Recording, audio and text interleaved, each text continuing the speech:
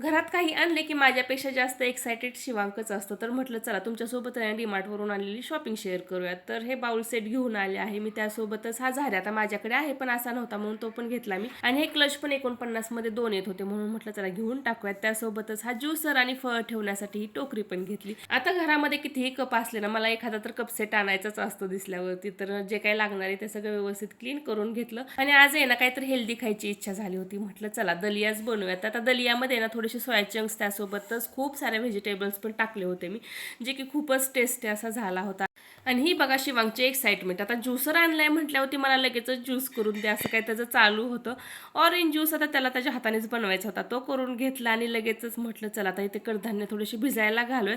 ते करते का नाही तोपर्यंत ही फळांची टोकरी घेऊन आला आणि मलाच त्यामध्ये फळं टाकायचेत म्हणत होता. आता ही फळं तर त्यांनी टाकून घेतली, पण भाजी घ्या भाजी असं काही म्हणत तो निघाला होता. चला आजसाठी एवढंच, भेटून नेक्स्ट व्लॉगमध्ये. बाय.